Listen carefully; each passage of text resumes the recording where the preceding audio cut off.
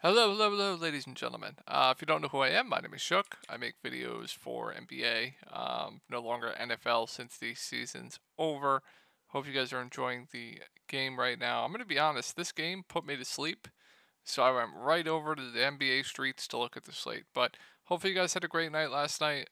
I make updates on this Reddit. It'll be linked down below with all the news that comes out throughout the day. You can ask me questions about the slate, anything you need. This will be linked down below.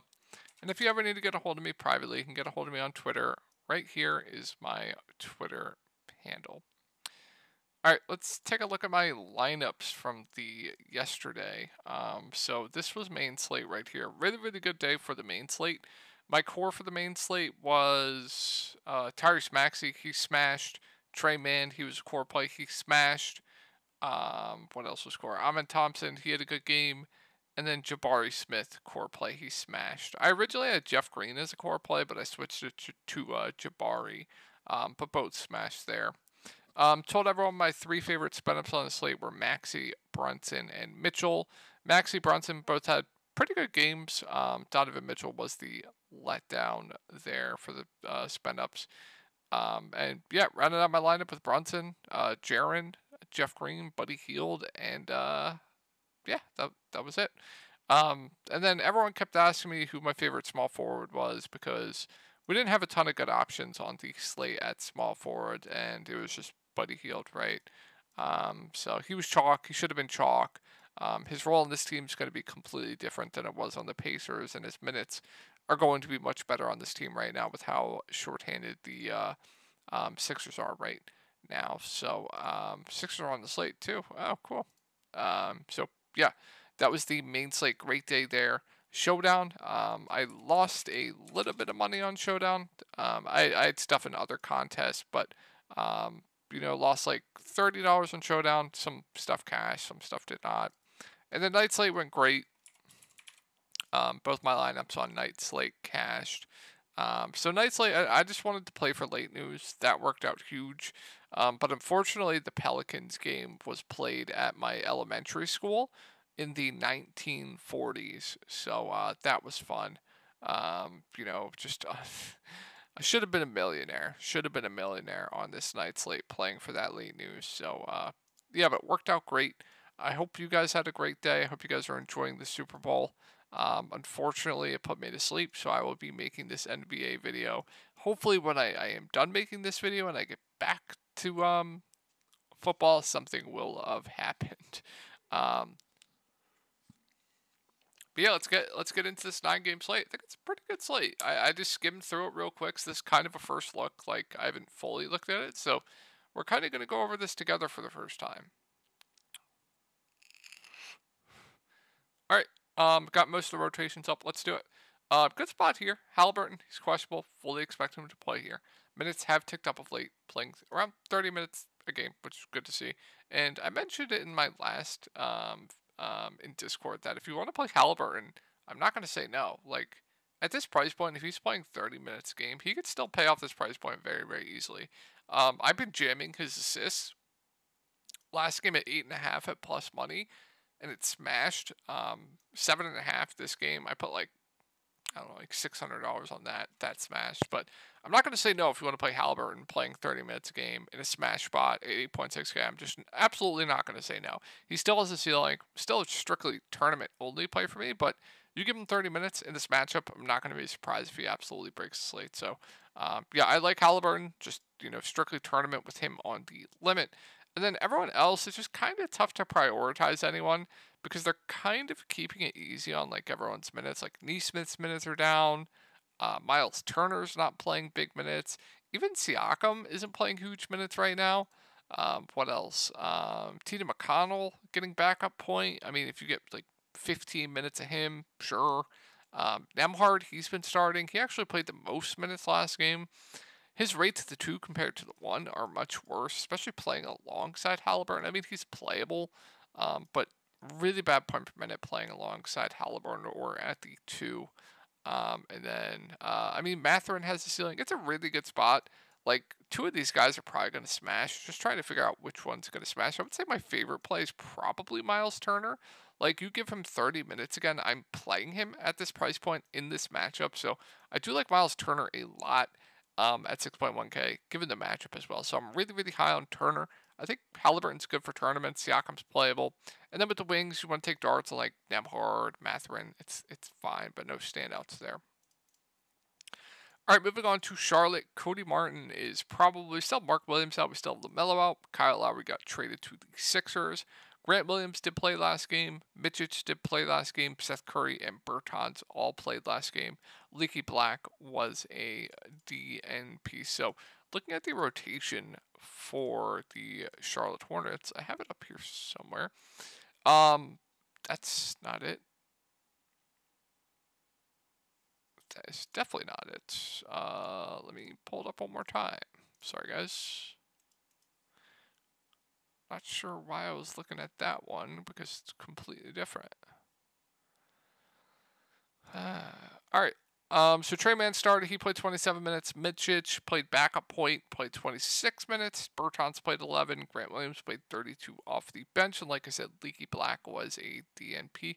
Nick Richards didn't really play too much. And then the main guys are going to play a ton, like Miller, Miles Bridges.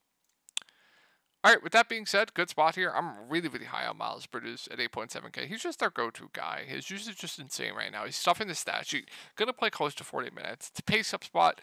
I'm really, really high on Miles Bridges, even at this price point, especially if he'll be low-owned. I think it's a really good play.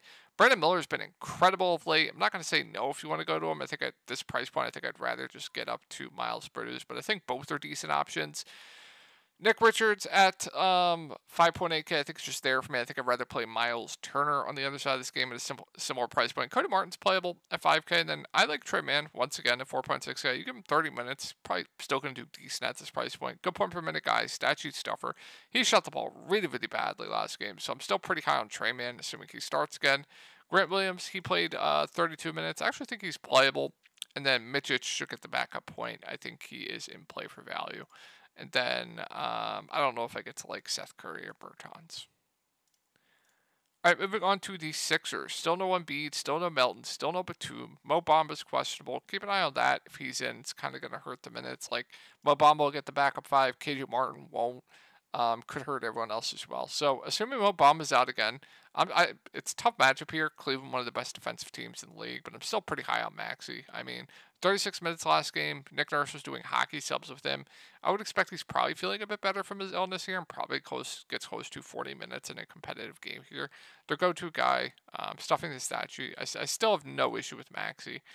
Tobias Harris at this price point, I think is just there for me. Very, very safe. He was popular last game, as he should be, but completely different spot here going up against the Cavs. Tough rebounding spot, tough in general. So more of a tournament play, but still playable. Kelly Oubre, he's playing big minutes right now. I actually like his ceiling in GPPs, but I think the guy, like once again here, is going to be Buddy Hield. Now, not as good of a play as was last game, but still solid. I would say kind of priced right, but still solid. Paul Reed lost minutes last game. You guys know the drill with him. Strictly tournament only, especially if Mo Bamba's in. KD Martin got back up 5. I think Ricky Council kind of played himself into more minutes, so I am intrigued by him. But if he's going to be popular, it's something like I don't know. But after last game, I think he definitely played himself into more minutes. Good point per minute guy too. Just go look up his G League stats. Just absolutely crushed in the G League. So yeah, I think he played himself into more minutes. Like how many bodies do they have if Bamba's out? I think same as last game. Maxey 1, 2, 3, 4, 5, 6, 7, 8. I think they ran an 8-man rotation. Pretty sure they did. All right, moving on to Cleveland. So everyone's healthy. Mobley, Garland, they're still on limits, so hard to prioritize any of them. They're playable. They still do have ceilings, but hard to prioritize anyone here. Jared Allen, with everyone back, kind of takes a hit as well. I still think Donovan Mitchell, looking at the spin ups on the slate, you have some pretty good spin ups. Still think Mitchell's in play. Completely different matchup as well with the Sixers missing a bunch of bodies. So I think Mitchell's still a good spin up here. I do give the edge to like Jalen Brunson. Maybe even Tyrese Maxey for cheaper. I think I'd rather get up to possibly like a Luka Doncic going up against Washington. So, like, it's kind of tough, but still firmly in play for me. I don't think I go to anyone else here, though. All right, moving on to the Spurs. So, Wemby, we know the drill. He's going to play around 30 minutes. Good shot blocker, can rack up a ton of blocks, good rebounder. I know he's been bad of late, but if he gets 30 minutes, he's still too cheap at this price point. So I think Wemby looks really solid there. Vassell's priced right. Trey Jones is very safe. Should play around 30 minutes. Stat sheet stuffer. Don't mind him. I would say he's priced right, but I still think solid. Keldon is a guy I'm high on for tournaments. He's been playing 30 minutes off the bench. I think 5-6 is definitely a reasonable price point as well. So I think Keldon's decent play. Sochan's fine. And then Zach Collins I have some interest in. He got ejected last game, but you're going to get every minute from Zach Collins when Wemby's off the court. So if you get 18 to 20 minutes of Zach Collins, I actually think he's a decent value at 4.4K. Now the price point's down. Champagny, you guys know the drill. He'll play around 15 to 20 minutes. Fine dart. I don't think I go to anyone else here, though. All right, moving on to Toronto. Good spot here. I like all the main guys. Scotty Barnes, RJ Barrett, Manuel Quickley, I think all look very good. I think Quickley's my favorite given their price points, but these three guys, they're going to dominate the usage. RJ Barrett, 7K, Quickley, 6.9, Scotty Barnes, 8.5, all decent price points. They're up, they're down. I would say RJ Barrett's probably been the most consistent of late, but if you want pure ceiling, it's probably Scotty Barnes. I think Quickley, to me, looks the best point per dollar, but I think all three are pretty good plays at their price points. Jakob Poeltl with, Kelly Olynyk now on this team could potentially lose minutes. More of a tournament-only play for me. I don't know if I get to anyone off the bench here. Kelly played decent in his first game here, 22 minutes, almost had a double-double. And then Bruce Brown loses minutes. Gary Trent, I guess, is playable at 4.2K. And then, Abaji didn't really play too much in his first game here. And then, like I said in the video, Nwora got booted basically from the rotation. And Grady Dick was still in the rotation, obviously. All right, moving on to Chicago. Really good spot here. I've been targeting Atlanta all season long. I don't know why I stopped here. I love Vooch at 7.9K. I really like DeMar DeRozan at 7.6K. I think Kobe White's a very solid play at 7.5K.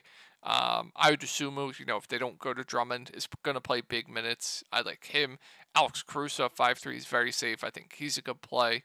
Don't know if I go to anyone off the bench, but I'm really high on this Chicago team. I think all three of the main guys look really good. Drummond, if you think he gets minutes and plays alongside Vooch more, could be in play, but they kind of went back to Io last game. Given the matchup, I don't think they could, I guess, but obviously risky, tournament only. And then, I'm really high on the Chicago team. Moving on to Atlanta, not a good spot here. Chicago, they just play slow. They put a good defensively as well, but we still have Capella out here. Keep an eye on Hunter. Keep an eye on Bruno. Patty Mills does not matter. Trae Young going up against Chicago, I think it's just fine. I think I prefer Maxey. I think I prefer Brunson, but still playable. DeJounte Murray at 7.7 also does seem priced right to me, but going to play big minutes. Second go-to guy, I don't mind it.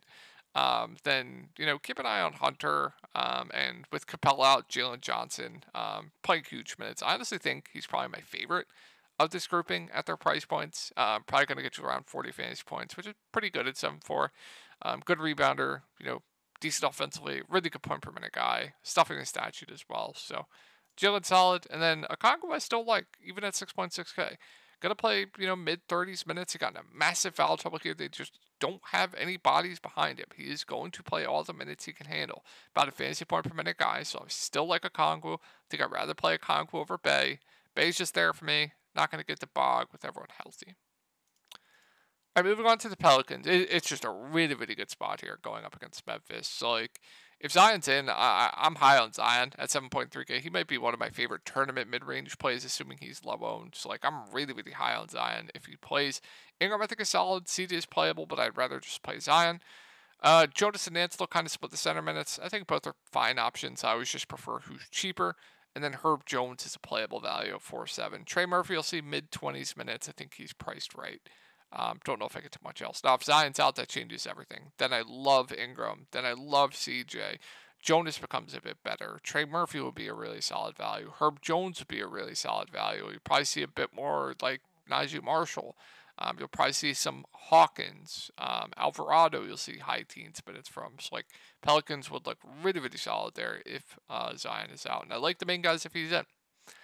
All right, moving on to Memphis. So last game they went with starting a lineup of Gilliard, Conchar, Aldama, Vince, and Jaron. You saw G.G. Jackson close over Gilliard. I believe they closed with Conchar at the point.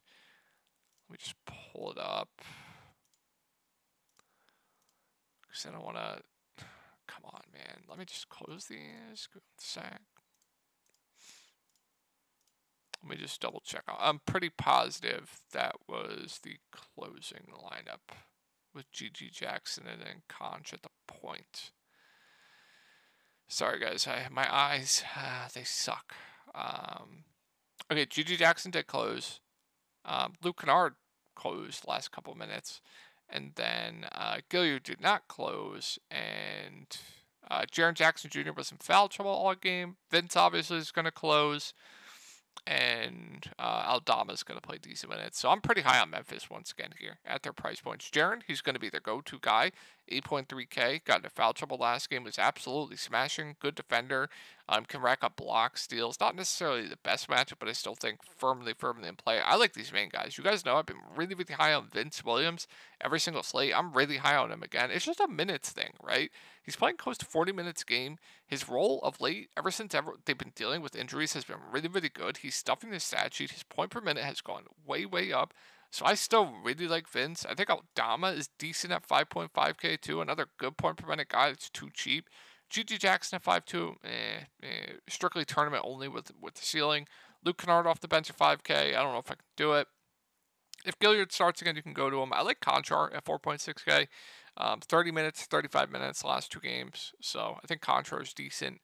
And then Rose, he'll play some rotational minutes. Pippen was unavailable last game, so keep an eye on that if he'll be active, but I doubt he will be. And then with the bigs, Trey Jamison will get the backup 5. Tosam was waived. Oh, the Pistons signed him. Cool. W. All right, moving on to Denver at Milwaukee. Keep an eye on Michael Porter Jr. Keep an eye on Kentavious Caldwell-Pope. With both out last game, they started Peyton Watson, Justin Holiday. You saw Justin Holiday absolutely crush in the blowout. I believe he was pretty mid before the blowout. Yeah, he absolutely crushed blowout. But if both guys are out again, once again here, I think Jamal Murray's in a really good spot. Now, Patrick Beverley being on the Bucks, we'll see what rotations line up with. But I think Jamal Murray looks great at 8.2K. Stat sheet stuffer, doing everything for this team. It's him, Jokic, Wombo combo, get out the way, especially if Michael Porter Jr. is out. So I'm really high on Jamal. Jokic is always going to be a great spend up. And then Aaron Gordon, MPJ, both playable. KCP's fine. Now, both are out again. I'm really high on Peyton Watson for value. He would stand out as one of the best value plays in the slate. If Aaron Gordon's out and he starts again, he's gotten into foul trouble this game, had a pretty bad performance, but would be really high on Peyton Watson. If MPJ's out, he starts again. Justin Holiday, if both are out, I actually think is a decent value because if you're going to play in a blowout anyway, he's a pretty bad point per minute guy. And then if both are out, you see a bit more minutes for like Reggie Jackson. You could take Dart there, and then Braun will see a bit more run. But I think I'd prefer Watson, Holiday. If both are in, the value play is kind of out of play for me. Moving on to the Bucks. So Middleton's out. We've been seeing Jay Crowder start. And then rotational wise with the new additions, you saw a little bit of Pat Bev. Only 12 minutes there. Jay Crowder's going to continue to play big minutes, and then we know the main guys are going to play big minutes. And AJ Green got run in the blowout. Did you guys see the Sham God Thanos just did? Unreal. Not the best spot here, but I think Giannis is in play. I think Dame at 9K is priced right. Bobby Portis, no thank you. Brook, don't love it. Malik Beasley, if he hits his shots, he has a ceiling, kind of similar to like a KCP, right?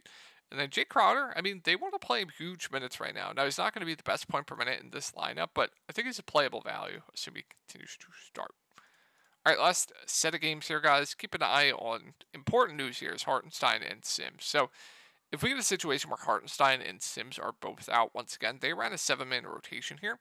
The guy that I would like the most outside of Brunson would be Precious Achiuwa at 7K. The good thing here is if Hartenstein and Sims are out, Precious Achua is going to get all the backup 5 minutes that Taj Gibson does not play. So Taj only got 19 minutes. Precious Achua is getting all the rest of the backup 5, which really, really helps his point per minute rates. Kind of an outlier bad performance with his minutes, but I think Precious would be a good play if Hartenstein and Sims are out. If they're in, I'm not going to play Precious. Then if they're out again, I love Brunson no matter what. One of my favorite spin ups on the slate. And then if everyone's out again, sure, you can go to like a Dante, like you can go to a Josh Hart. All be solid options just because they're running an extremely tight rotation. I believe it was 7. Miles McBride, maybe 8. Miles McBride just didn't play much. 1, 2, 3, 4, 5, 6, 7, 8. Yeah, Miles McBride just didn't play much. Sorry, I have people over the Super Bowl. Apologies for that. But yeah, I'm playing 33 minutes off the bench. And then you saw Alec Burks close because he was playing extremely, extremely well. And yeah, I think that's it. Now, if Hartenstein and Sims are in it, it kind of just muddies up like Precious. You know, they're going to have more bodies for rotations. Like all these guys would be price right. Moving on to Houston, so the big news here is Sengun. Big news here is also Tariz and Cam Whitmore. If we get a similar rotation and the main guys are out once again here, I'm going to be high on these guys once again. Amin Thompson, Jalen Green, Jabari Smith, Dylan Brooks, Jeff Green, Aaron Holiday, I think all would look good. Now, point per dollar, I think, Jabari probably is your best bet point per dollar, but Amin would be solid, like I said. Jalen Green's going to start at the point. He's going to do everything for this team. He will be a decent option at 7.9K. Amin, like I said, would be solid. I would really like Jabari Smith. Dylan Brooks would be solid for value. He would have to play huge minutes. And then Jeff Green start at the 5. I would really like him for value. And Aaron Holiday will get decent run off the bench. He'd be a decent value as well. If we get Sengun in, and, I would assume Tari remains out, and I would assume Whitmore probably doesn't play. So if Sengun's in, it kind of just takes Jeff Green out of play. Jalen Green would still be solid. Amin would be playable, but priced right. Would still be really high on Jabari Smith. Dylan Brooks would be fine. And then Aaron Holiday would still be playable. All right, moving on to Washington. So Marvin Bagley got the start. Didn't really play much here. We'll also keep an eye on the Dallas starting lineup on the other side of this game. That could be pretty important as well. But Bagley, more of a tournament-only play if they're just not going to play him. I actually like the main guys here. Kyle Kuzma, Denny, I think both look good. Tyus Jones, I believe, had a big game last game. They're just playing their guys big minutes right now with how thin they are. Well, they're not really thin, but no Gafford anymore. Lost some bigs. So Kuzma, Denny, Tyus, I think are decent options. We know Poole has a ceiling. Bagley, strictly tournament only if they're not going to play him much. And then Koulibaly closed last game, actually. I think he's fair value, especially if the game blows out. We'll crush in a blowout. And then I believe Denny got some backup 5. I think he did. I knew Gene got a little bit.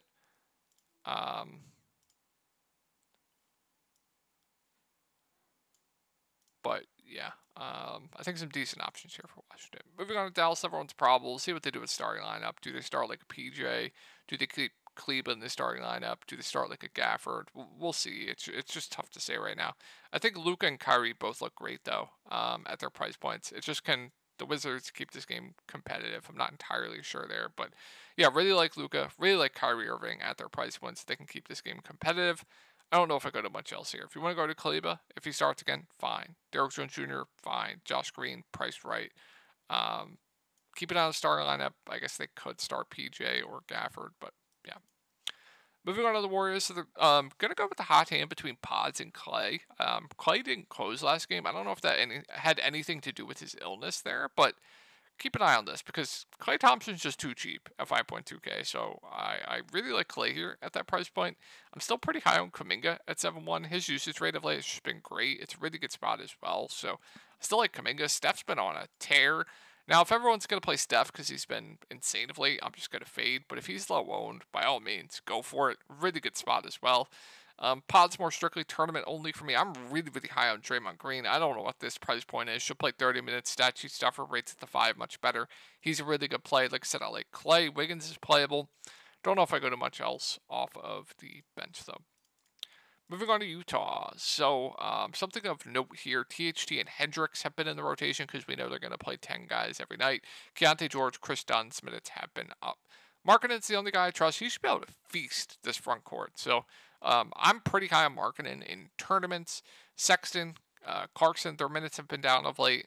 And then Walker Kessler, I believe he started last game, right?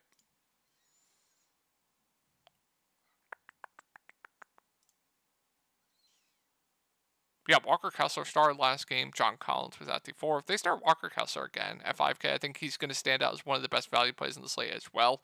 And then John Collins still had a good game at the 4. Played big minutes. I don't mind him. I think I prefer the price point on Walker Kessler. And then I like both the guards here, Keontae George and Chris Dunn. Both their minutes have been way, way up of late. I think both are decent values. Give the slight edge to Keontae George, but yeah, I think both are decent options. I don't know if I go to much else. All right, that's going to wrap it up for the video. Hope you guys had a great night. I hope something happened in the Super Bowl, and I will talk to y'all in the next one.